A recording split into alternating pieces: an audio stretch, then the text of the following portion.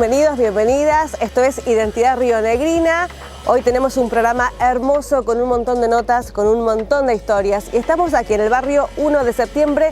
Vamos a conocer a una gran escritora roquense, escritora, docente, gestora cultural. Ella es Silvia Sánchez.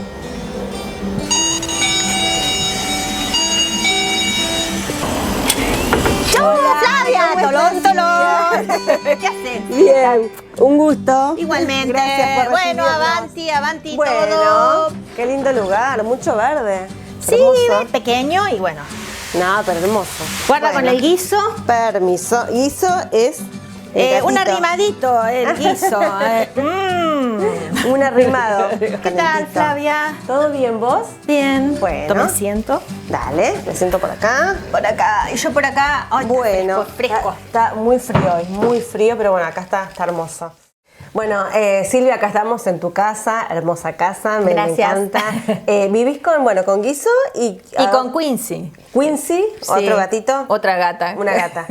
Ah, Sí. bueno. Con Guiso y Quincy. Ella es blanca y gris y ella debe estar, porque vive en el astral, ¿viste? Ah. Debe estar durmiendo. Claro. ¿Y sos mascotera? Más o menos. O sea, mascotera en la idea que la mascota para mí ocupa el lugar de mascota. No tengo gatijes, por ejemplo. Claro. Pero bien, Bien. estoy con ellos, bien. Y, bueno. Bien. Escritora roquense, ¿naciste acá en Roca? Sí, soy Sí. Nick, soy nacida y criada y estuve en Roca toda mi vida. Bien. Me formé en Roca, hice primaria, secundaria, universidad, trabajé en Roca, todo acá. Bien. ¿Te formaste dónde? Me formé, primero en el 9, en el secundario 9, soy perito mercantil. Después estuve en el Instituto de Formación y Perfeccionamiento Docente, Sí. soy profesora de enseñanza primaria. Después estuve en la Universidad del Comahue, soy comunicadora social y licenciada en comunicación. Y después hice capacitaciones fuera, estuve en la Flaxo y soy, trabajé ahí en gestión cultural, estudié gestión cultural. Sí. Y bueno, y después trabajé como docente primaria en mi primera época. Trabajé en el proyecto Educación por el Arte, cuando es la apertura democrática acá en el país, en la época de Norman Tornini. Después trabajé en el Poder Judicial, que hice toda mi carrera judicial y me jubilé ahora, hace muy poquito. Ah, recién jubilada. Recién jubilada. ¿Y sí. cómo estás viviendo esta etapa de Y jubilada? Bien, nada, eso. ¿Lo esperabas es un salto. con ansias? Un poco con ansias y otro poco con todo el estrés que te causa el cambio de vida, Sí, ¿no? claro. Porque estás totalmente estructurado y bueno, y ahora vivir otra cosa da como un sustito. Pero bueno, me preparé un montón y yo creo que estoy ahí en el aire, terminando de dar el Claro. salto, dice, entre el mundo que era y otro que viene, ¿no? Bien. Así Bueno, que sos escritora. ¿Cuándo comenzaste a escribir? Y bueno, de todo eso que te conté, Sí. el hilo común es la escritura. Es la escritura. Escribo desde los 8 años y bueno, lo hago siempre. Soy escritora y lectora. No se puede concebir una cosa sin la otra. Y bueno, y sigo produciendo. Ahora es lo que me mueve, lo que estoy haciendo. Bien, ¿y qué escribís o sobre qué temáticas? Me interesa muchísimo, el humanismo como foco, ¿no? Y estoy como un poco decepcionada porque yo siempre creí en las utopías y ahora, vos sabés, mira, antes de ayer llegué de un viaje porque estoy viajando un montón. Estuve en Francia y bueno, viste lo que fue Francia y su historia y demás. Y eso sumado a la actualidad internacional, me vine como con una angustia pensando que en realidad el humanismo que yo quiero, que yo defiendo, que yo aspiro, y muchos aspiramos, vos sabés que de golpe por primera vez pienso que es una utopía. Y estoy como medio triste con eso. Sí. Es como que se me hizo un clic en la cabeza, llego, pero ¿qué onda? ¿Viste? Y bueno, sí, entonces el foco de lo que hago es humanismo, un poco de feminismo, pero en esencia la defensa de del ser humano, de la integridad del ser humano. Bien. Eso. ¿Cuántos libros editados tenés? Varios, sabes que no sé si 8 o 9, transitan por la poesía, microrrelato, novela, novelado, una novela de género, y bueno, relato, presencia en redes, me interesa muchísimo la interdisciplina, creo que siempre hay que trabajar con otro, porque es lo que te enriquece, ¿no? La mirada conjunta, la discusión, bueno, ver las cosas de distintas perspectivas. Bien, bueno, y hablando de mirada, ¿cuál es la mirada o qué es lo que, o tu opinión sobre lo que pasa hoy en el país, en Argentina, lo que pasa a nivel mundial? Hay una guerra que se desató hace muy poco entre Israel y que viene hace rato en realidad, sí. Y bueno, justamente me parece que estamos en un punto que si siguen avanzando es de no retorno. No sé, es preocupante, ¿no? Pero igual, también te aclaro, que es muy loco, estoy leyendo mucha filosofía, sí. Pero por el otro lado vos sabés que no soy de esas que está absoluta y totalmente informada. Porque vos sabés que le esquivo al consumo permanente de tanta angustia vital, ¿no? Como que sé lo que está pasando, absolutamente, se siente, se vibra, voy a las marchas, bueno, esto a nivel nacional, ¿no? Tremendo. Pero no vivo permanentemente consumiendo, o sea, vos me preguntás de nombres y no sé, sé qué pasa, pero como que no sé mucho de los autores ni demás. Y sí, y escribo o pienso más a nivel global que en la inmediatez de la cosa, ¿no? Y me asusta mucho por dónde estamos, como humanidad, y agregado a todo el desarrollo de la inteligencia artificial, que me parece como tremendo, ¿no? Sí. Evidentemente estamos en el cambio absoluto de paradigma, hasta de la concepción de lo que vamos a hacer como humanos. Claro, como más deshumanizado, ¿no? Todo. Sí, pero ¿y qué vamos a hacer como humanos de acá? Claro. Están diciendo que vamos a, no sé, que se va a conservar la memoria y que vamos a poder vivir eternamente. Sí. No sé, vamos a ser medio máquinas, medio... Sí, no sé. sí, la verdad que da un poco de miedo todo lo que está pasando, el avance, ¿no?, de la tecnología, sí. Y cómo se para uno frente a eso, qué va a pasar con nuestros hijos, con la percepción que ellos van a tener, la realidad hoy, bueno, que nos atrapa, esto de los valores que se han perdido. Los valores, fundamentalmente. Eso preocupa mucho, ¿no? Sí, totalmente, porque además esto de este individualismo exacerbado, sí. De uno contra todo, es yo y yo y yo, nunca pensar en el otro, que me parece que es una consecuencia del sistema capitalista en sí mismo, ¿no? Sí. Es como el vicio, el sistema, o sea, no está mal, pero yo soy, me definiría, sí, de centro izquierda. No, o sea, bueno, la derecha es devastadora, es darwinista, si querés, ¿no? Que muere el menos apto, y no me parece que como humanidad podamos defender esos valores, sino otros, ¿no? Bueno, en este contexto, ¿no?, a nivel país, a nivel global, que estamos viviendo de falta de empatía, falta de valores, ¿qué te gustaría que cambie, qué te gustaría que pase, qué tendría que suceder, según tu mirada? Sí, parece como la contestación muy vana, ¿no? ¿Viste las reinas de la belleza que les preguntaban esto mismo? Decían, por la paz mundial. Sí. Y yo creo que sí, por la paz y por el amor. Y no es una respuesta vana. Pero bueno, ¿querés que brindemos con unos mates? Dale. Brindemos con unos mates. Brindemos con unos matecitos. Buenísimo. Si de tocar parche se trata, Facu Catalán nos va a hablar un poquito y nos va a enseñar un poquito también. ¿Ya que estamos? Facu, querido, ¿cómo estás? Qué bueno verte. Igualmente. ¿Todo bien? Ah, tenés todo, pero hecho un Está habitada la casa. Está sí. habitada la casa, está más habitada por instrumento que por persona, parece. Y sí, aparte hay algunos grandes que ocupan su lugar. así Che, que, y esto después me van a mostrar un poquito, me bueno, parece. dale. Ahí está. No, qué bueno, qué bueno. Pequeño estudio que voy armando. Qué bueno, para juguetes. nosotros lo que somos medio ratas de la música, tener toda esta cantidad de cosas. Y viste que con la percu aparte empezás un día. No, empezaba un día con un cosito así, después No tenés terminás 800 tambores. A ver, permiso. Adelante. Ah, está todo. Todo ready ya. Acá tengo- más insonorizada la cuestión. Acá está más preparado todo. Sí.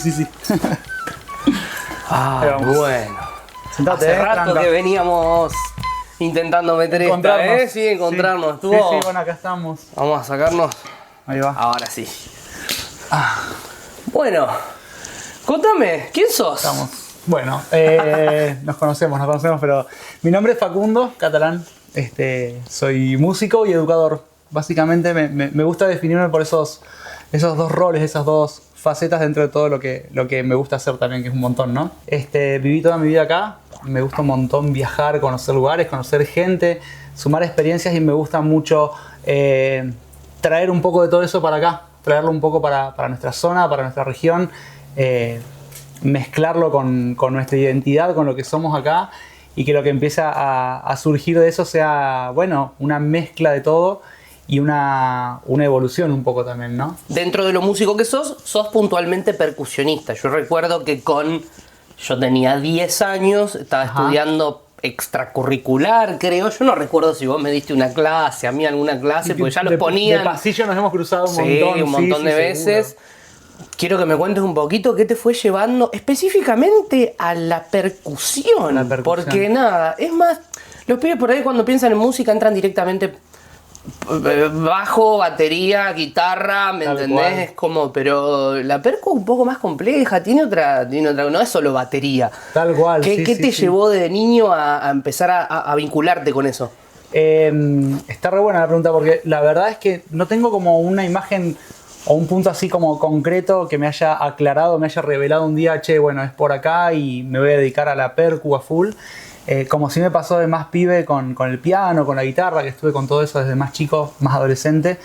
Pero sí, la percu me llamó, me atrapó de una manera medio definitiva, ¿no? Porque dije, bueno, ahí me quedo. Creo que un poco atraído sí por los tambores, por los ritmos, por las músicas, por ahí las músicas más latinoamericanas, más sudamericanas, que es la música que hoy sigo disfrutando más de tocar y disfrutando más de enseñar también.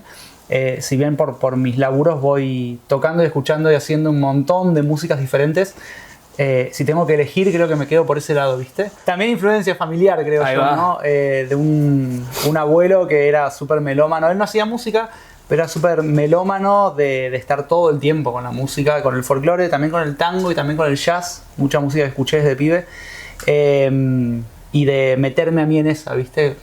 Viste que los abuelos tienen como nietos favoritos, pero ellos no lo dicen, pero los tienen, digámoslo.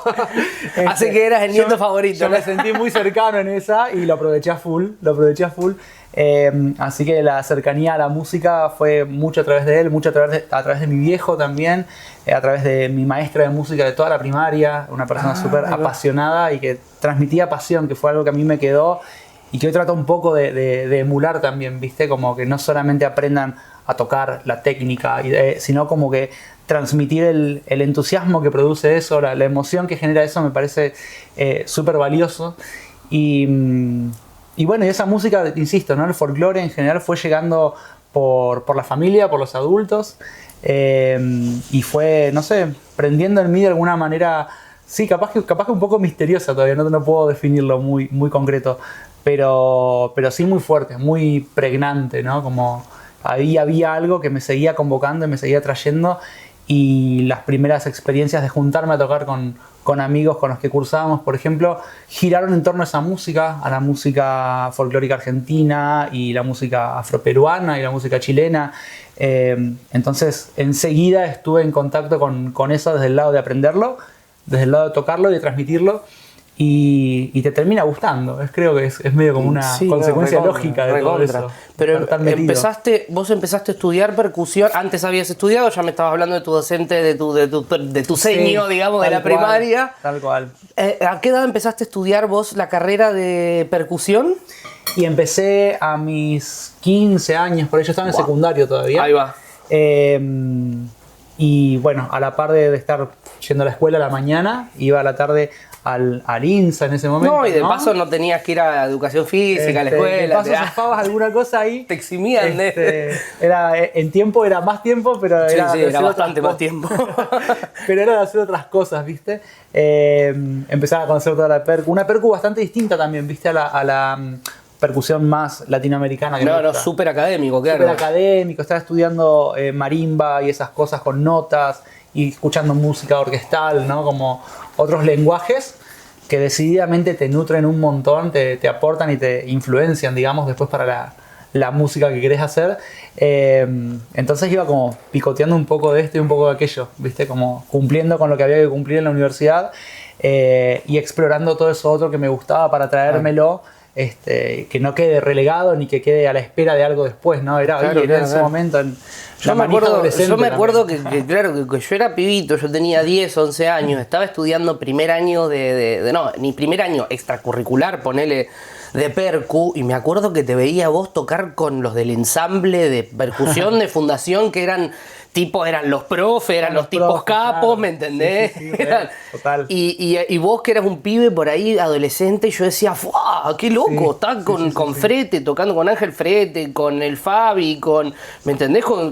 Estabas como en las ligas mayores, ¿me entendés? Con 15, 16 años, ¿me entendés? Sí.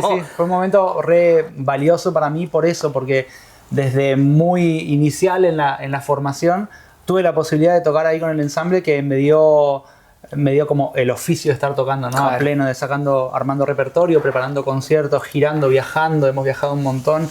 A la par de que estaba como estudiando y aprendiendo, ¿no? Mis profes, que eran mis compañeros y seguían siendo compañeros profes. Compañeros profes, claro, te daban clases y después te decían, che, ¿cómo es acá en la partitura? ¿Cómo hacés vos esto? ¿Vos hacés esto? Yo hago esto. Resolviendo la música, ¿no? Más allá de la clase, como bueno, vamos a hacer música. Y eso lo agradecí siempre porque sé que no siempre se da la posibilidad que uno esté aprendiendo y a la vez tocando, haciendo realmente música con tus mismos profes, ¿no? ¿Qué se siente, tipo, viajar por primera vez con esa edad, tocando con tipos súper preparados, que estudiaron 20 años, y vos decís, wow, yo tengo en mi mochilita, tengo 2 años de carrera, y me estoy yendo a tocar, no sé, has tocado en todos lados, yo qué sé, a Bolivia, no sé, a algún lugar de la bueno, el primer viaje así grande que tuvimos fue a un festival en Uruguay, por ejemplo, y me acuerdo que para poder salir del país fuimos con Fabián, con mi profe de ese momento, a registro civil de la ciudad a que firmen una autorización porque él tenía que ser responsable por mí. Yo tenía 16, 17 años. Claro. Así que fue fue una experiencia gigante para mí esto que decís vos de gente que está de oficio laburándolo hace un montón. Claro. Y yo con los palos que me habían comprado mis viejos, ¿viste? A hacer lo que podía, claro. Hacer lo que podía y curtir esa, que fue qué loco, qué aval, valiosísimo. Qué aval, o sea, qué aval que tus profesores sí, total. Te lleven y digan, che, a este lo traemos, a este no lo llevamos. Agradecido con eso, total, porque fue una cosa que sé que no siempre se da y que poder haberlo vivido de esa manera me dio una cosa de oficio de carrera que me hizo ganar mucho tiempo de una, ¿viste? Claro, sí, claro. Total. Che, vamos, quiero que me muestres un poquito de todo esto afroamericano, de esto afrolatino, de esta cuestión de los ritmos folclóricos. ¿Te pinta que hagamos algo, que me enseñes a hacer algo ahí con lucero de infinita soledad y con una canasta de mi regalo, con agua del arroyo de oscuridad? Amalaya la siembra se echó a perder y el agua del arroyo se echó a correr. Al lucero le gusta la caridad y al agua del arroyo la libertad. ¡Ea! No dio fruto el lucero se echó a sembrar y el agua del arroyo se fue a cuidar. Toma, eso.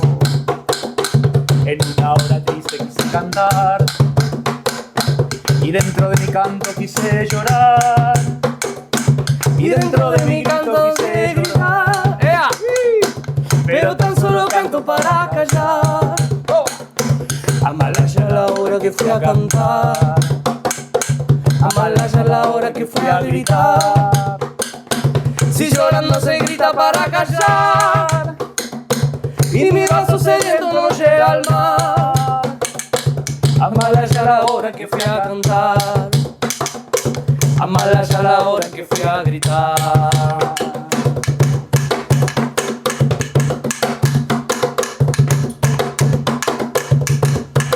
Dice, así se fue el lucero a su claridad, así se fue el lucero a su libertad. No le llegó la hora de clarinar, de clarinar, De clarinar, de clarinar, clarinar, de clarinar.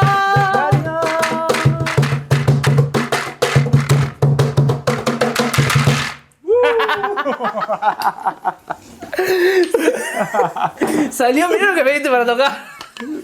Buenísimo, buenísimo. La verdad, tener todo tipo de sonoridad dentro del coso. Pasa que yo soy un mango para No, estas está cosas. buenísimo, está muy bien. ¿Viste lo que Yo pasa soy mancazo, ¿viste? Pero- con la percusión que... Cualquier cosa puede ser un Claro, instrumento. que Esa es la realidad. Que de hecho ahí surge la percusión. ¿viste? Exactamente. De encontrar cosas, golpearlas, ver qué ruido hacen y tratar de hacer música con eso, ¿no? Bueno, vos el cajón que... incluso, claro, el cajón, tenés este tipo de cosas, Claro, este tipo de... canastillas con piedritas Nada, adentro. el interés de las personas, o sea, siendo algo tan antiguo, la Tal percusión, siendo la primer música, digamos, Claro.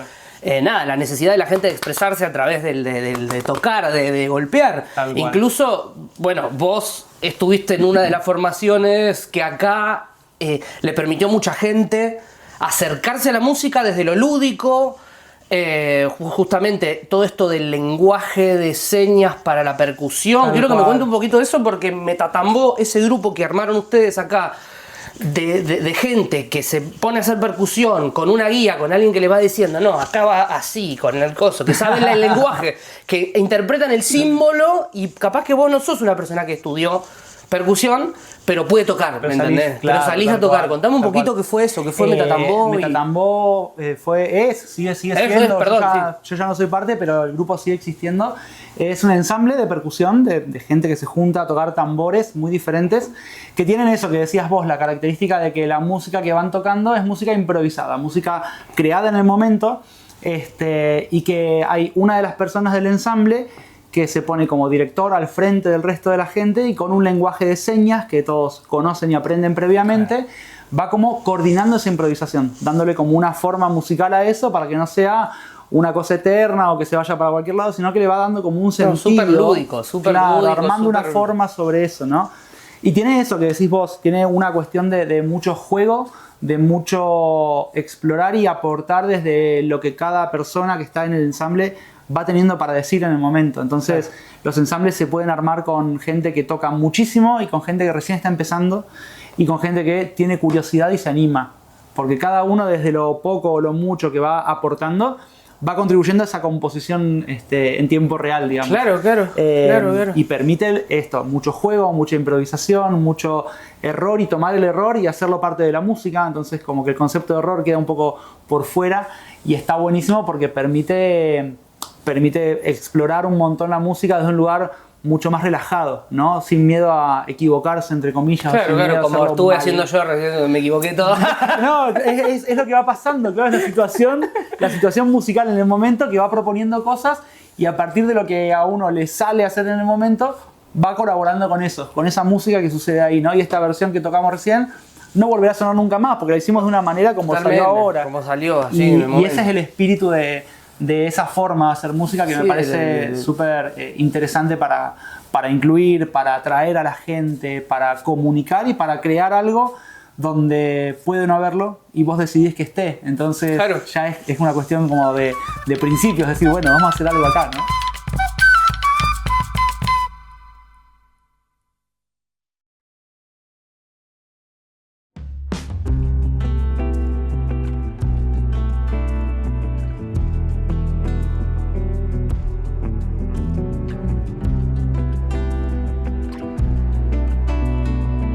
Hoy vamos a conocer la historia de Beto López. Beto López es un vecino de acá de San Antonio que tiene viviendo 72 años, más o menos 74 años, y vamos a ver de qué se trata su vida.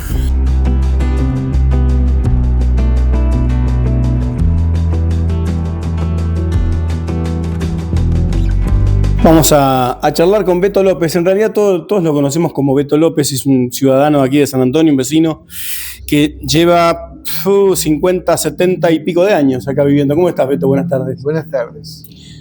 ¿Vos sos nativo de dónde, Beto? Yo nací a 100 kilómetros de acá, en un paraje, un pequeño pueblito muy chiquito que se llama Arroyo Ventana. Está cerca de Sierra Grande, camino a Chubut, digamos. Y en Arroyo Ventana. ¿Y cómo estaba compuesta tu familia? Mi familia éramos, bueno, mis padres y 7 hijos y yo el octavo. Y bueno, vivíamos ahí porque mi padre era peón rural, trabajaba en los campos, así, Sí. ¿viste? Y bueno, como ahí se habían radicado ahí porque había una escuela, había una comisaría, un juzgado, entonces había como mandar a los chicos a la escuela, ¿no? Entonces se radicaban ahí y la gente que trabajaba en los alrededores, en los campos, hacían su casita ahí, que eran todas casitas muy precarias, de adobe, como se usaban, se estilaba en ese tiempo. Claro. ¿Tu mamá de qué origen tenía? ¿Tu papá de dónde era? Claro, mi madre nació en Chubut, también en el campo, porque ella era hija de una chica de 20 años, había llegado de Italia, formó familia con un criollo de acá, de argentino. Sí, sí. Y entonces se fueron a vivir al campo y tenían ahí un campito, como se decía, ¿viste? Ahí en Chubut. Y ahí nació mi madre y 3 hermanas. Vivían ahí en el campo y la madre, vendría a ser mi abuela, se enfermó, no sé de qué, ¿viste? En el campo no había cómo ir a un médico y falleció en medio del campo ahí. Y yo me acuerdo, mi mamá me contaba que ella tenía 9 años y le ayudaron, y las hermanas eran un poquito mayores, había una menor y 2 mayores. Le ayudaron al padre a hacer una fosa para enterrar a la madre en el campo. Era dura la vida, ¿viste? Muy dura la vida. Sí.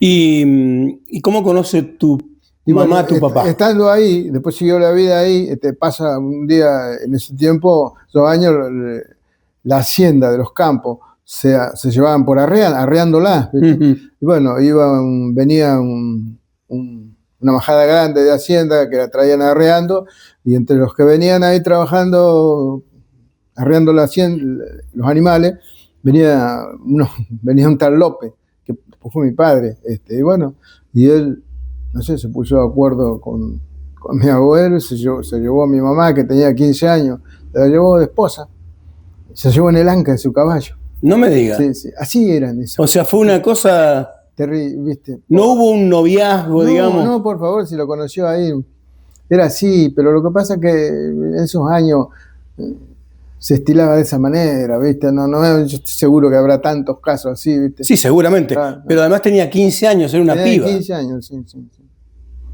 Y bueno, se fue con él y después él iba trabajando en los distintos campos, donde después se radicaron ahí en La Ventana, porque ya te digo, había una escuelita y eso, Uh-huh. y bueno, y ahí nacieron mis hermanos. Y nací yo también. ¿Y qué pasó con tu papá? Y mi papá después, yo no sé por qué, la mamá tampoco, nunca me quiso decir, no sé, nunca nos dijo. Él se fue también una vez arreando así, hacienda, y no volvió más. Yo tenía meses, yo no lo conocía a mi padre. O sea, vos naciste en un arreo, él se fue y no volvió nunca más. No volvió más. Sí. ¿Y cómo se las arregló tu mamá? Y mamá, mira, ahí había 2 o 3 familias que más o menos, mamá trabajaba de sirvienta ahí en esa, y después había por esos años en la escuela, que todavía está funcionando esa escuela, había un maestro que creo que me parece que era de Conesa. Mamá siempre se acordaba muy bien de un muchacho, era que como mis hermanos mayores iban a la escuela ya, mi mamá cocinaba en esa escuela, pero no tenía sueldo. Cocinaba y comíamos todo ahí. Claro. Comíamos. Por la comida, digamos. Claro, así. claro. Sí, bueno, siempre me acuerdo que una de mis hermanas, la mayor, me sabe contar que, claro, porque te imaginas, eran escuelitas precarias, escuelas rancho. Ahora sí hay una escuela mejor, pero en ese tiempo eran escuelas rancho. Y y yo me imagino el presupuesto que manejarían sería pobrísimo. Así que ellos generalmente comían polenta, que hacía mi mamá. Y el maestro para que aportar un poco más en la alimentación, cazaba pajaritos con una trampa. Y mi mamá hacía polenta de pajaritos, con pajaritos. Eso comían los chicos, comía mi mamá. Yo que era chiquito, mi mamá me llevaba, y otro hermano mío, dos hermanos míos que también éramos chicos. ¿Y cómo llegaste a San Antonio? Y bueno, después, una vez esa familia que vivían acá, la familia Gefroy, tenían un camioncito, y la trajeron. Mamá se quiso venir acá para que mis hermanas pudieran trabajar, ellas eran más grandes, ¿no? Y ella también. Y bueno, y la trajeron, y vine, yo tenía 2 años y medio. Y bueno, y vinimos acá y vivíamos también en un ranchito de adobe, así como se estilaba en ese tiempo, se alquilaban eso, ahí a donde había, viste, la calle de Rabo Mejía, del otro lado de la vía, allá, sí. Donde está sí, en la época, perdóname, en la época que vos llegaste acá no había nada. No había nada, sí, era muy chiquitito esto. Y el único barrio que existía era el barrio del Ensanche. Bueno, y ahí había un hombre que tenía un corral de chivos y había hecho piecitas de adobe para alquilar, y bueno, mi mamá quedó ahí, porque qué otra cosa iba a hacer. Así que teníamos una pieza de adobe, ahí vivíamos. Ahora, hay una de las panaderías más, digamos, con más años, es la tuya, acá en San Antonio. Hay otras que son más viejas, pero quiero decir, gran parte de tu vida la dedicaste a la panadería. Claro, porque, bueno, yo te digo, yo viví ahí en ese lugar 2 años, 3. Después nos cambiamos. Un hermano mayor mío que trabajaba un poco mejor consiguió alquilar una vivienda en la calle Avellaneda, ahí donde está ahora la farmacia Sabín. Ahí había una casa de chapa, conventillo, como se decía antes, ¿viste? Bueno, ahí alquiló mi hermano y ahí nos fuimos a vivir. Y yo me quedé ahí. Y bueno, entonces ahí la panadería del barrio era la panadería de los Guiris, la que está en Avellaneda y Belgrano, ¿viste? En la esquina esa. Y ahí empecé a trabajar cuando tenía 17 años. Y ahí aprendí el oficio de panadero. Porque además fuiste fotógrafo. Sí, claro, trabajaba también. Cuando yo salí de 6º grado, tenía 14 años, empecé a trabajar acá había una familia Krieber, alemanes eran, que tenían casa de fotos. Empecé a trabajar ahí y aprendí el oficio porque me gustaba. Y era el tiempo del blanco y negro. Por eso muchas de las fotos de acá de la historia de San Antonio, a partir de esos años las saqué yo. A veces las veo publicadas y bueno, me acuerdo que las saqué yo. Trabajé hasta los 21 años porque después trabajaba en la panadería y también trabajaba de fotógrafo. Así, como en la panadería de esos años se trabajaba solamente de madrugada, yo tenía todo el día para trabajar después, ¿viste? Trabajaba de fotógrafo.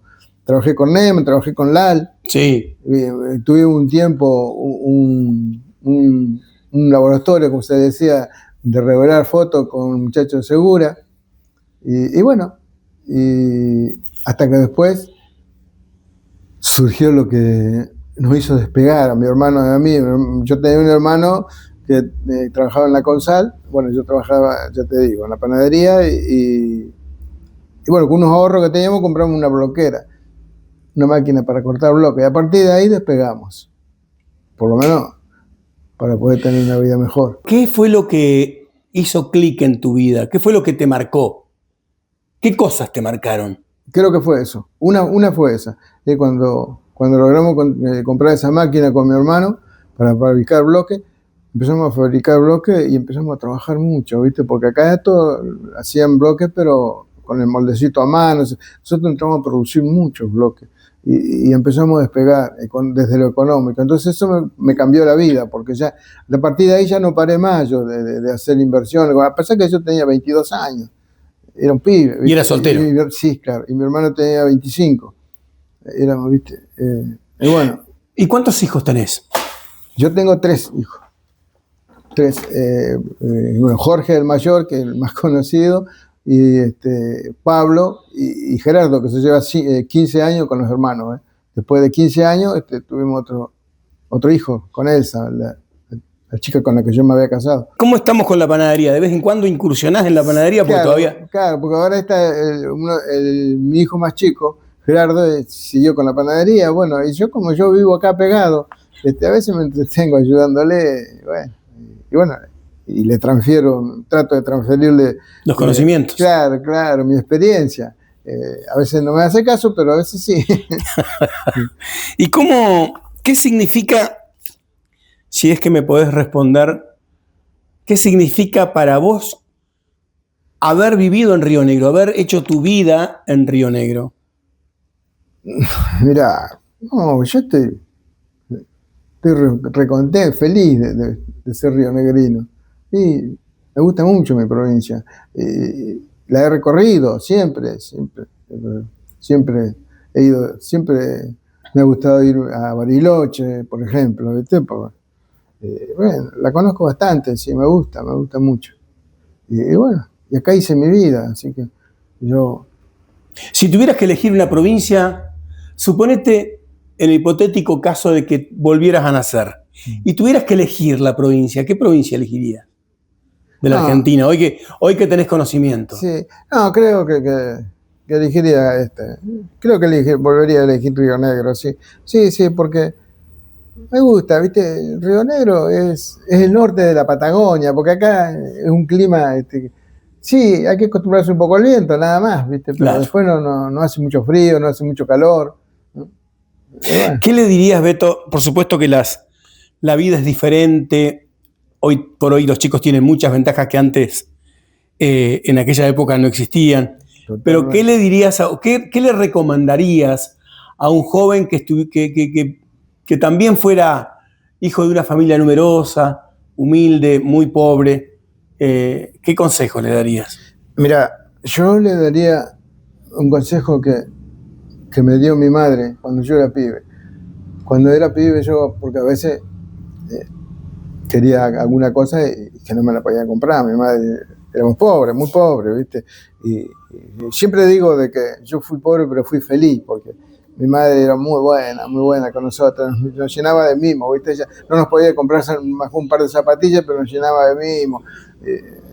Siempre fuimos muy fue felices, muy cariñosa. Sí, fue muy cariñosa con nosotros, así que entonces, y yo me acuerdo que una vez yo le dije a mi madre que a mí me dolía mucho la pobreza, no sé, pienso que sería un pibe de 7, 8, 9 años, sí. 10, que a mí me dolía mucho, que yo cuando sea grande yo voy a salir de pobre, mamá, le digo, yo no quiero ser más pobre. Y ella me dijo, bueno, acordate una cosa, dijo, de pobre se sale trabajando, me dijo. Siempre me acuerdo de eso, ¿viste? Lo tuve siempre presente, de pobre se sale trabajando, me dijo mamá. Y bueno, ese consejo le daría a los chicos que son de familia pobre, ¿viste? Hay que trabajar, chicos, no queda otra. Hay que trabajar, ¿viste? Trabajando se sale de pobre, o por lo menos se puede vivir mejor. ¿Qué cambiarías de tu vida si tuvieras la posibilidad de haber cambiado algo? Me hubiera preocupado por estudiar un poco más. ¿Hiciste la primaria? La primaria sí, pero no hice el secundario. Y bueno, llegó un momento de la vida que me di cuenta que me faltaba preparación. Para emprender algunas cosas tuve límites y me faltó preparación. Entonces... ¿Vos tuviste inserción en la vida política de San Antonio? Sí, fui concejal y fui candidato a intendente, sí. ¿Vos sos consciente de que la gente cuando habla del Beto López habla de un buen tipo? ¿Te lo han dicho? Creo que sí. Siempre, bueno, yo también, si alguien me lo dice delante de mis hijos, me acuerdo habérselo dicho en alguna oportunidad, bueno, eso es lo que yo sembré, hijo. Hagan lo mismo ustedes. Pero eso para la política a veces eso no alcanza, ¿eh? No sé, por lo menos para el sistema político que se usa acá en la Argentina, ¿no? No alcanza con ser buen tipo. No alcanza con ser, no. Tiene que tener otros contactos, otra manera de ver la vida, o tal vez más vocación de poder. Beto, por favor, me encantaría saber cómo fue. Acá nosotros tenemos un hogar de ancianos que se llama La Casa de la Abuela Juana, que tiene muchos años. Contame cómo nace eso. Bueno, cuando yo me casé, que formé familia, con Elsa, la mujer que me robó el cáncer, siempre digo eso, me robó el cáncer hace 10 años. La madre de mis hijos. Bueno, nosotros vivíamos en lo que nosotros le llamamos La Loma, ¿viste? En el barrio. Y había todavía mucha gente, muchas casas humildes ahí, y veíamos la necesidad. Aparte yo la conocía porque la conocía de cerca, y toda la pobreza. Pero bueno, entonces vi que había mucha gente, muchos viejitos sobre todo, que no tenían quien los atienda, se habían quedado solos en la vida, o algunos porque habían trabajado siempre en el campo, cuando no pudieron trabajar más, se quedaron sin trabajo y vinieron al pueblo y no tenían de qué vivir. Entonces esas cosas me llevó a pensar, yo tenía un galpón donde habíamos tenido la fábrica de mosaico y las bloqueras con mi hermano, que quedó en desuso, porque yo empecé a trabajar con mi panadería y bueno, trabajaba bien, entonces eso la tuve que cerrar a la fábrica, no la podía atender y quedó en desuso, estaba ahí, no sabía qué hacer y se me ocurrió la idea de hacer un hogar de ancianos, así, sobre todo para ancianos carenciados. Y bueno, y sobre todo me acordaba también de muchas cosas que me había enseñado mi madre, cómo era solidaria ella, ¿viste? A pesar de que a veces se sacaba un trozo de pan que tenía que comer, se lo sacaba para dárselo a otro, mamá era así, ¿viste? Bueno, y todo eso, y con Elsa hacíamos mucha asistencia social en el barrio, Elsa era mi esposa, todo eso me llevó a pensar que, ¿por qué tenía yo esa propiedad en desuso si la podía aprovechar para el bien común, ¿no? De muchos. ¿Y qué fue lo que hiciste? Digamos, ¿cómo fue el trámite? Bueno, yo empecé a tratar de construir el hogar, saqué todas las cosas que había adentro, que habían quedado, pileta, todo eso, donde nosotros poníamos a curar los mosaicos, y fui tratando de armarlo. Pero al poco tiempo me di cuenta que no iba a poder yo solo, porque no iba a poder. Era una cosa muy grande lo que yo quería hacer. Entonces fui con el proyecto a la Iglesia Católica. Sí. Y bueno, y el cura que estaba en ese momento le interesó y formó una comisión para que me ayudaran y trabajaran conmigo. Y así empezamos a trabajar. Y después, bueno, se sumó mucha gente del pueblo, porque a través del municipio también todo, y entre todos lo hicimos. Pero yo lo había comenzado a construirlo, ¿viste? Pero yo te digo, no iba a poder. Tal vez me hubiera llevado más tiempo, pero... Pero, a ver, vos tranquilamente podrías haber pensado en vender esa propiedad, porque es una propiedad que está frente a la marea, sí, tiene una buena ubicación, el terreno es grande, y sin embargo pensaste en la abuela Juana. La abuela Juana era tu mamá. Sí, claro. Sí, ¿Eso fue un homenaje a tu mamá? Totalmente. Yo siempre pensé, sabía. Mamá me contó muchas cosas de su vida, pero otras no me la contó. No quiso contar algunas cosas, ¿viste? No, pero ella con su ejemplo siempre, ¿viste? Siempre dedicada a nosotros, a los hijos. Y bueno, ¿se volvió a juntar tu mamá? No, mamá se quedó sola a partir de... Yo tenía 38 años cuando yo nací. 37 años tenía mamá cuando yo... No, se pasaba trabajando, ¿no? Hasta que ella, ya te digo, cuando crecieron mis hermanos mayores, todo, ya no dejaron trabajar más y después trabajábamos todo para la casa, mamá ya no, solamente en la casa, ¿no? Esa casa de la abuela Juana... ¿vos regalaste ese terreno, ese lugar, no, o lo diste en comodato? ¿Cómo fue? Sí, ese lo di en comodato a la iglesia, ¿viste? Y ese mismo comodato la iglesia ahora se lo pasó al municipio, ¿viste? ¿Por cuántos años? No, hasta mientras sea hogar va a seguir, ¿viste? El día que dejen de ser hogar me lo tienen que devolver. Y la iglesia no lo pudo sostener, por eso se lo pasa. Claro, no lo pudo sostener, porque una vez que vino un obispo, me dijo, no, Beto, la iglesia no tendría que haber hecho esto. Vos está bien, vos lo quisiste hacer, pero lo tendría que haber hecho en otro lado, dice, porque nosotros estamos para otra cosa. Nosotros estamos para evangelizar, dice. A los viejitos tiene que cuidar el Estado, me dijo. ¿Cómo lo ves a San Antonio, Beto?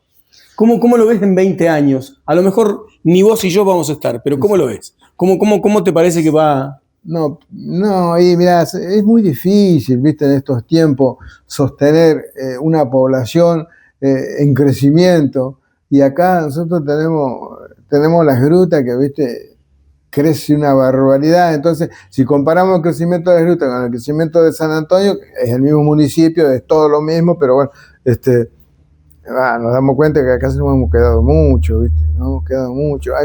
Pero yo entiendo también que la actividad privada crece muy rápido y el Estado va detrás, no llega el Estado, ¿viste? No llega, por eso vos pasás por los barrios, no ves un cordón cuneta, hay tan pocos cloacas, hay muy pocas, tanto en San Antonio como en las grutas, ¿viste? Muy pocas hay, ¿viste? No se hacen extensiones de redes cloacales, ¿viste? Porque todo muy caro. ¿Y qué te parece a vos, o qué te queda como algo gratificante de haber hecho tu vida acá? Algo que realmente te llene y te llene sobre todo de orgullo. ¿Qué es lo que valorás, lo que podés destacar? No, mira, yo estoy conforme con lo que he hecho en la vida, ¿viste? Y con mi actividad laboral, todo estoy conforme. Hasta creo que volvería a hacer lo mismo, ¿viste? Porque a mí el oficio de panadero me gusta mucho, me gusta de alma, ¿viste? Yo creo que volvería a ser panadero, sí. ¿Y tus hijos qué rol juegan en tu vida? No, mis hijos muy importantes para mí, porque siempre estamos muy unidos, mis 3 hijos están siempre conmigo, ¿viste? No, es importantísimo, no creo que ahora yo no sabría vivir sin ellos, ¿no? No, cuando me tocó quedar viudo, no, siempre tuve a mis hijos al lado mío, ¿viste? Siempre. Ellos están constantemente conmigo.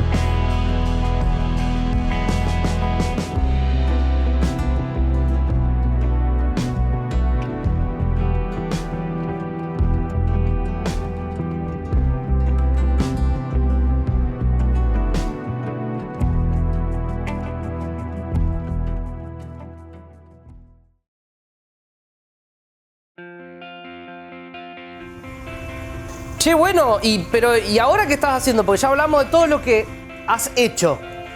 ¿Actualidad desde Facundo Catalán? Bueno, sí, en este momento estoy a full dando clases. Estoy con toda la propuesta de Espacio Percusión, que es la escuela que dirijo y coordino hace poco más de 10 años ya. Uy, una banda de tiempo. Sí, hace un montón. Arrancó siendo un espacio chiquito en Casa de la Cultura para dar clases de batería y demás. Y de a poquito fueron apareciendo otras propuestas, después fueron apareciendo otros profes. Y hoy somos un equipo de profes que damos varios talleres muy distintos. Obviamente también las clases de batería, que es lo que la gente sigue como buscando y queriendo, pero también explorando ensambles de percusión, música folclórica, música latina, música brasilera, bueno, un montón de propuestas diferentes. Y después desde lo artístico soy músico de la Orquesta Filarmónica de Río Negro. Ahí toco la percusión también, de la parte más académica, si se quiere, ¿no? Soy timbalista, entonces... Estás en los timbales. Claro, okay. Full... Sí, porque como percusionista dentro de una orquesta podés hacer de todo. Haces de todo, tal cual. Sí, a mí me toca dependiendo bastante... de qué orquesta y de qué formación tenés banda de cosas. Te veo que sos una persona que profesa mucho el hecho de la territorialidad, de reivindicar, digamos, lo que nos hacen los espacios, lo que nos hacen nuestros lugares, nuestra cultura histórica, y unir las nuevas corrientes, digamos, que uno tiene, las nuevas cosas que uno va aprendiendo, vos como docente además, pero... ¿Qué sentís que te ha aportado, que te ha aportado, digamos, la territorialidad, digamos, de nuestra provincia, digamos, todo lo que la provincia te ha dado vos para para todo este tiempo haberte convertido en un educador y en una persona que está tan ligado a lo nuestro, digamos, a lo que nos hace rionegrinos, digamos? Ni hablar. Creo que, bueno, sin duda es mi formación. Yo me formé completamente acá, en la provincia. Y también siento que lo que tiene la Patagonia, quizás, pero te puedo hablar como bien puntualmente de nuestro valle y de nuestra provincia, es un potencial de exploración muy grande, en el sentido de que hay mucho por hacer, y entonces está buenísimo que puedas conectar con eso. Digo, me pasa a mí que puedo conectar con la posibilidad de cosas la cantidad de cosas para hacer que hay, y el hecho de que la gente esté disponible a experimentarlo, a probarlo, a ver qué le pasa con eso. Claro. Y eso, un lugar muy fértil para que cuando hay poco puede suceder de todo, ¿no? Sí, hay mucho de los otros artistas con los que he conversado, hay mucho de la visión de lo bueno de todo lo que hay por hacer, digamos, de justamente lo que decís, de todo lo fértil que hay para hacer que cosas ocurran acá en la región. Tal cual. Porque tal cual. obviamente no tenemos una ciudad gigante donde hay mucha competencia sino todo lo contrario, es generar desde la idea de lo comunitario, desde la idea de que entre todos hacemos, de poder acercar gente que por ahí cree que no tiene capacidad y Claro. al final, nada, jugando un poco termino tocando una quijada, ¿me entendés? Sí, tal cual. Y esta idea de que lo identitario es una construcción constante también, ¿no? Está re bueno entender que lo que estamos haciendo hoy, bueno, es lo que hacemos hoy y mañana haremos otra cosa y ayer hicimos otra distinta, ¿no? Y todo eso es identidad, como tratar de no congelarlo en una foto o decir, bueno, No, lo más que vale. sale de acá ya no, sino que todo esto que vamos como experimentando, buscando y viendo qué nos pasa con eso, nos constituye identitariamente, ¿no? Y entenderlo así nos permite, creo yo, eso, ¿no? El permiso para seguir explorando, Para seguir jugando, haciendo, sí, claro, sí, seguir conociendo. porque somos la búsqueda, porque somos las preguntas que nos hacemos, somos lo que investigamos y lo que proponemos, lo que acertamos y lo que no. Todo eso nos va configurando como identidad. Y está buenísimo reconocerlo en esa totalidad para sacarle Claro. un poco de peso, de solemnidad y decir, totalmente. estamos siendo, ¿no? Totalmente, todo el bagaje que traemos de lo que aprendimos y todo lo que tenemos por aprender, digamos, y por explorar más que nada. Y vos como profesor, como docente, como educador, como amiguero de la gente que le interesa el tambor, porque Sí. creo que en muchos lugares ha sido eso también, ¿qué le dirías a una persona que tiene ganas de ponerse a tocar tambores o de empezar a tocar algo relacionado con la percusión y que dice, uy, no, es complicado, no sé? De una. Y claro, le diría que lo haga. Lo que pasa- Primero, hay que golpear para saber cómo Claro. suena, ¿viste? Yo sé que de adentro es muy fácil porque yo lo vengo haciendo hace un montón, pero me pasa un montón cuando di clases en escuelas, por ejemplo, ¿no? Y trabajaba con niños de primaria, por ejemplo. Esto de que no hay filtros para hacerlo y que van y lo hacen, ¿viste? Bueno, buscar la forma como de reconectar con esa cosa de ser niños, de jugar con el tambor, jugar con la música, explorarlo desde la curiosidad genuina, ¿viste? Claro. Porque después de adultos sí nos vamos como un poco autolimitando, condicionando, ¿no? Por una cuestión técnica y por una cuestión de ver saber, ponele. Sí, re. que nos limita un montón. Y la verdad es que las cosas más lindas y más significativas surgen cuando todo eso se corre de lado y aparece la curiosidad genuina que conecta con la creatividad aparte. Sí, Porque la no, creatividad estoy es- acá, esto, uya. Tal Mirá cual. cómo suena así, y mirá cómo suena si le doy de costado al Tal cual, coso. sí. La quijada esta con la que estaba tocando recién, yo le descubrí 3 o 4 sonoridades distintas. En 2 o 3 minutos. En 2 minutos, claro. Tal Exactamente, cual. exactamente. Y se lo das a un chico chiquito y de repente empieza a jugar y lo arrastra por el piso y lo lleva y lo golpea y lo tira y experimenta con eso y empiezan a pasar cosas ahí que después te lleva a hacer música y a armar grupos y a hacer proyectos y estudiar No, más técnicas. vale. Pero creo que arranca desde una curiosidad que es mucho más primigenia, que es mucho más infantil en el sentido en el mejor de los sentidos, no infantilizado, sino No, en el sí, sentido re. de la posibilidad Justamente, de al descubrir ser primigenio, al ser algo tan antiguo la percusión, al ser algo tan lo primero que hubo, juega también con lo primero que fuimos nosotros, ¿me entendés? Tal O sea, cual. que es, no hay filtro para, ¿me entendés? Esto así, o como vos quieras. Claro, tal cual. Sí, va por ahí, va por ahí. Después hay otros instrumentos un poco más complejos que sí se busca que tengan una sonoridad, como la marimba que estabas Claro. tocando acá hace un rato. Y que me gustaría escucharte un poquito antes de Ok, bueno, irme. dale, Escuchá vamos. que estabas practicando, te agarré medio practicando, me parece. Estás con las partituras Sí, ahí. está en todo. proceso también, sí, vamos. Sí, re. Quiero ver ahí. Vamos. Como si fueran las teclas blancas y las teclas negras del piano, ¿viste? Teclas negras. Entonces de ahí vas como buscando las notas, las armonías y tocando melodías y estudiando y... Qué lindo, una sonoridad divina tiene Marimar.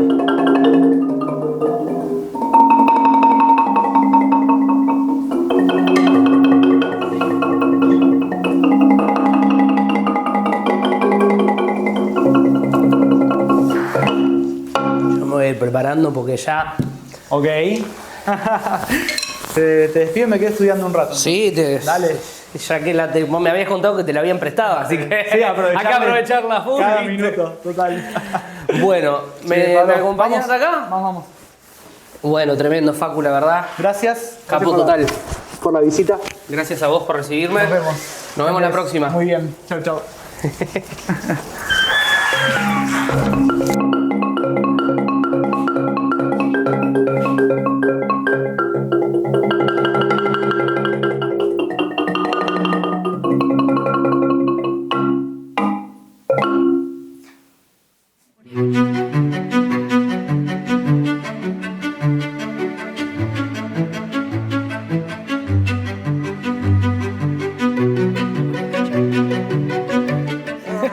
Buenísimo. Ahí está. Bueno. Silvia, contanos cuándo fue el momento, me decías hace un ratito que escribís desde muy chiquita, desde los 8, pero ¿cuándo fue ese momento que dijiste, bueno, voy a comenzar a escribir, esto es lo que me gusta? ¿En qué momento particular de tu vida, de tu infancia? ¿Qué pasaba en ese momento, no sé, en tu familia? Mi familia. Mira, Sí. yo soy hija única, de papás muy grandes. Mi mamá tenía cerca de 40 cuando me tuvo en aquella época, pero tengo 60. Sí. Y entonces era una nena como muy esperada y muy cuidada, ¿viste? Y no me dejaban nada, y no podía ir a hacer deportes, todo era peligroso. Sí. Y bueno, entonces yo empecé a escribir y escribía, digo desde los 8 porque se ve que era como un diario íntimo, Claro, una cosa así, sí. ¿viste? Y bueno, y nada, yo escribía, me encerraba en mi pieza, escribía, era lo que hacía, leía y escribía. Y leía hasta ahí, porque después me dejaron ir a la biblioteca, pero era como difícil conseguir libros. En mi casa no había libros. Claro. Y por allá, cuando tuve 15 años, hubo un concurso en el municipio de Roca que Aide Mazzoni, que falleció hace poquito, era jurado. Sí. Y entonces me presenté y gané el segundo premio. El primer premio fue de Cristian Aliaga, que también fue un escritor muy, muy reconocido. Y bueno, la cuestión es que Aide me ve a mí, 15 años, que escribía, y me dice, vos tenés que venir al taller literario. Que en esa época estábamos en gobierno de facto y... o sea, todavía no, fue antes del 83, Sí. y estaba acá en Roca, había mucha gente que había hecho exilio interno. Entonces venía a dar taller literario Nicolás Bratusevich, que era un teórico muy importante de la UBA, Sí. que también había sido perseguido. Y yo digo, bueno, Aide, pero no me deja mi mamá no me deja. Claro. No me dejaban, yo tenía Claro, 15, sí, pero sí, no. sí, sí. Entonces Aide fue a la casa, fue a mi casa paterna y les habló a mi papá y a mi mamá y le dieron permiso Ah, bien. que yo fuera, Sí. y como que ella me cuidaba, entre comillas, ¿no? Claro. Y bueno, y ahí empecé a escribir y en realidad Aide fue como... me agarró una cosita. Fue como una mamá. Claro. Sí, sí, sí. Ella no tuvo hijos tampoco, bueno. Y me acompañó muchísimo, muchísimo en esa primera etapa. Y yo iba a la casa de ella, escribía. Bueno, ya después empecé a hacer talleres literarios, formé parte... Después se organizó el Centro de Escritores de General Roca, que yo estuve en la primera comisión, que yo era muy joven, qué sé yo, 19 años. Empecé a dar talleres literarios con adolescentes. Hubo uno que se llamó Cabalga Sueños, que bueno, se hizo un montón de cosas con, bueno, los adolescentes de aquella época. Claro. Y en tus inicios, cuando comenzaste a escribir, después de ese primer, de participar de ese primer taller literario... O sea, ya como que sí, se orientó a buscar otras temáticas, no solo lo intimista, ¿no? Claro, No. pero digo, en esos, tus comienzos ahí escribiendo, Sí. escribías sobre tu adolescencia, sobre tus vivencias, digamos, como adolescente. Como adolescente, exactamente. Sí. De las vivencias. Escribías mucho sobre amor, me imagino, ¿no? Tal cual. ¿Y crees que cualquiera puede escribir, digamos, hay que tener vocación para escribir o cualquiera lo puede hacer, digamos, empezar de a poco? Yo siempre aconsejo escribir, porque me parece que, o sea, escribir, cantar, cualquier medio expresivo es totalmente sanador. Entonces cualquiera puede escribir, claro que sí. Sí. De ahí a profesionalizar la actividad es otra cosa, pero que es una actividad maravillosa para hacer, es maravillosa. Sí, yo aconsejo que la gente escriba. Que además pasa una cosa muy loca cuando vos escribís. Vos pones sobre el papel como que enajenás algo, ¿no? Un sentimiento, lo que fuera. Por eso, no sé, el valor del diario. Sí. Y después lo tenés objetivado, fuera tuyo. Y al verlo, vos tomás una dimensión ajena de eso y lo ves más claro. Entonces, también es muy terapéutico escribir. Hay que escribir, está bueno hacerlo. Bien, y para poder escribir también hay que ser un buen lector, o leer. Sí, No sé si debes- sí o no, desde sí. qué punto de vista Tener el hábito de querés la lectura, al escribir, menos. o desde dónde querés escribir, ¿no? O sea, si querés hacer un diario no es necesario que leas, podés expresarte nada más, Claro. pero es saludable. ¿Qué opinás sobre lo que pasa en esta era digital, lo que pasa con nuestros hijos, con nuestros adolescentes, el tema de la pérdida del hábito de leer, del hábito de la lectura? ¿Qué te pasa con eso? Sí, pues sabes que no sé, ¿es tan así? ¿Te parece que se ha dejado de leer? Porque yo veo que hay mucha gente que lee mucho y me parece como medio mítico esto de que no se lee, porque fíjate que se accede como mucho más a los textos. Yo no estoy tan segura que no se lea tanto.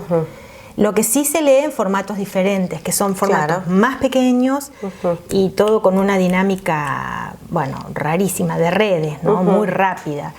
Que eso es como un nivel de aproximación diferente, no sé, al conocimiento o a las temáticas, porque no llega a profundizar tanto, ¿no? Todo es muy express. Claro. Pero no sé si no es que se lee, o por lo menos yo estoy cerca de gente que lee, pero no lo percibo tan como que no se lee. ¿Y a vos qué te gusta leer? ¿Qué consumís? ¿Qué autores consumís? ¿Qué géneros te gustan? ¿Qué sé yo? A ver, espera, eso cortalo. Déjame pensar, ¿querés cortar? Déjame pensar, ¿qué te voy a contestar? Porque ahora estoy leyendo filosofía. Claro, pero digo, ¿siempre te vas por una sola temática o como que lees de todo? Novela, ficción. No, leo lo que venga, lo que caiga en mis manos. Sí, de todo, lo que caiga. Especialmente por ahí son lecturas compartidas, que estamos juntándonos con un grupo de amigas y entonces cada una acerca algo y esto contame. Y vamos leyendo lo que aparece, ¿no? El primer libro que me voló la cabeza fue el Damián de Hermann Hesse. Mirá vos. Yo no sé si era porque mi padrino era poeta y me alcanzaba libros que están más cercanos a la filosofía que otra cosa, ¿no? Y me acuerdo de ese libro. Alin Yutam, por ejemplo, Una hoja en la tormenta, no sé, pero son libros del año de Ñaup, ¿no? Claro. Y después voy leyendo, ahora estoy leyendo a Saramago, estoy leyendo La caverna, que lo tenía ahí comprado hace un montón y no lo había visto, y la verdad que está bueno. Bien, y en el momento de escribir, ¿qué es lo que más te gusta? ¿La poesía? ¿Textos? ¿Qué es lo Me que más amigué te gusta muchísimo con la escribir? microficción, mucho me amigué. Me parece un género tan dinámico, interesante. Y después, sí, poesía yo creo que escribo todos los días, siempre, en cualquier papelito, en cualquier cosa.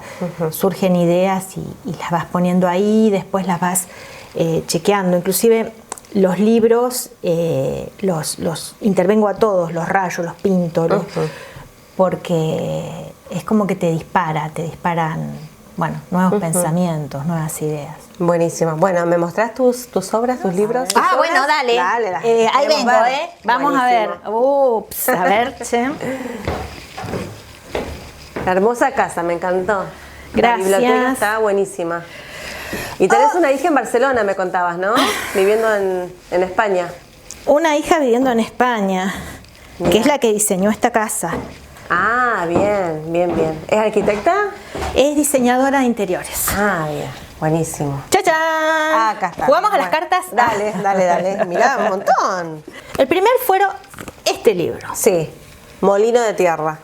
Silvia Angélica Sánchez. Pequeña, Bien. era re pequeñita. Sí. Ese es el primer concurso que gané. También es del Fondo Editorial Rionegrino. Sí, bien. Mirá este. ¿Esto en qué año fue? 80s. Acá 80 y está. pico. Sí. Ujú. Bien. Mirá este libro es...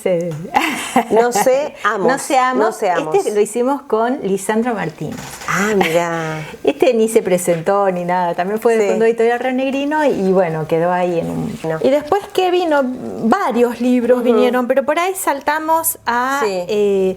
libros queridos. Fue este libro, Hoy Supe, tuvo una repercusión y sigue teniéndola muy, muy interesante. Son casos, es microcuentos, son casos penales, todos reales. Ah, bien. Yo trabajaba en el Poder Judicial y bueno, compilé de la zona de Chuel, Sí.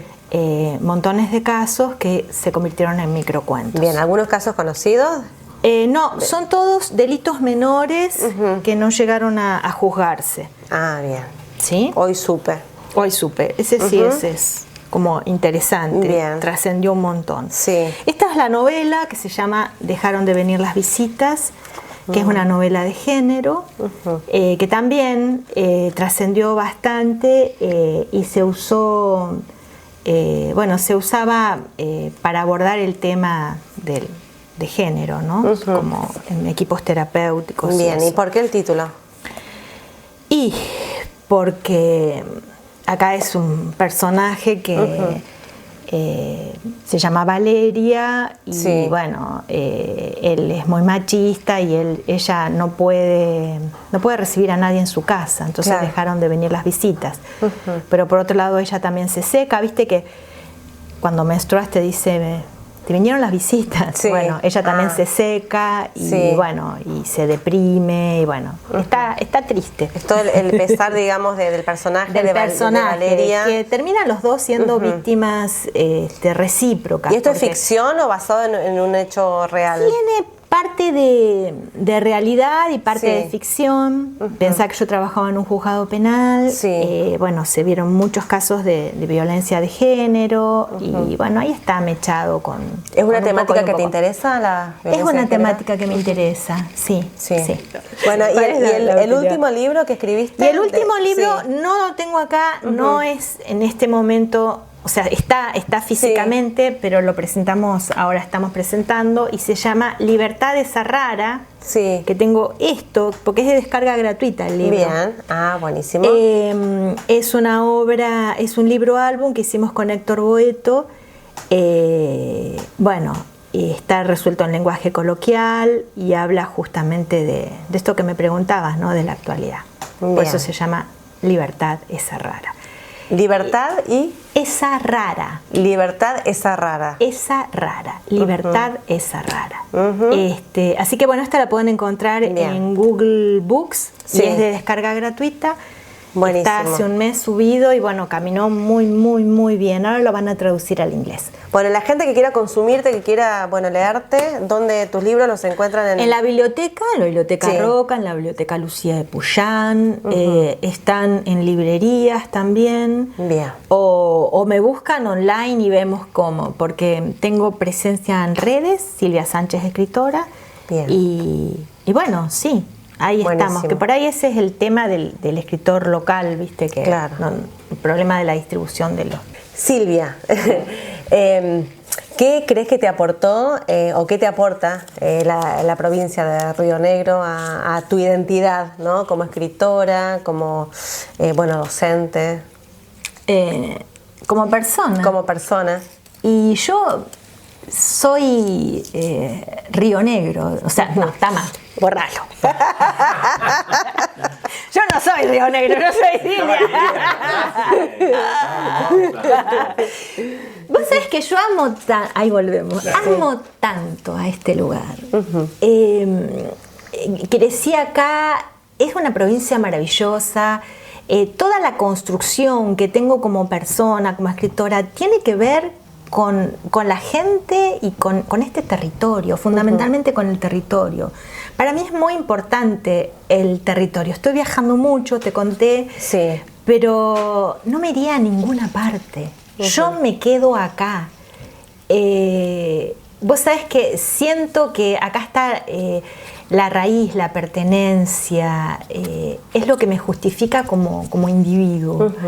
Me encanta esta provincia. Realmente estoy cada vez más enamorada de este lugar. Bien. Qué lindo. No me iría jamás. Bien, ¿y cuál es la época que más te gusta de vivir acá en el valle, del Alto Valle? ¿En la primavera, el verano, el otoño? Todas, porque además están las 4. Sí. La primavera es maravillosa, florecida, el otoño es espectacular, el invierno es hermoso porque es soleado. Entonces siempre tenés el refugio de ese sol, de esa barda, de las actividades que hay, el río, la cordillera. Bueno, y el mar amado. Amo mucho el mar también. Bien, bien. Así que no, me encanta Río Negro. Y yo creo que como que me ayudó, o sea, a formarme en todo. Además también agarré una época histórica muy interesante, ¿no? Viste que fue el inicio democrático y bueno, y desde ahí hasta hoy siempre, es más, las grandes amistades, bueno, me las dio toda la política cultural que hubo en relación a la escritura en esta provincia, que siempre fue de avanzada. Bien, Yo qué creo. lindo. Buenísimo, Sí. buenísimo. Bueno, Silvia, muchas gracias por habernos gracias recibido a en tu vos. casa. ¿Te sentiste bien, cómoda? Estuvo bien. Bueno, muchísimas gracias. Vamos a ir a la presentación de tu próximo libro. Vamos a estar allí con las cámaras del canal. Bueno, te agradezco un montón por Bueno. habernos invitado acá a tu casa. Gracias a ustedes. Bueno, Gracias. Nosotros nos despedimos. Muchísimas gracias por habernos acompañado y nos reencontramos el próximo viernes para seguir compartiendo Identidad Rionegrina aquí por la pantalla de Canal 10.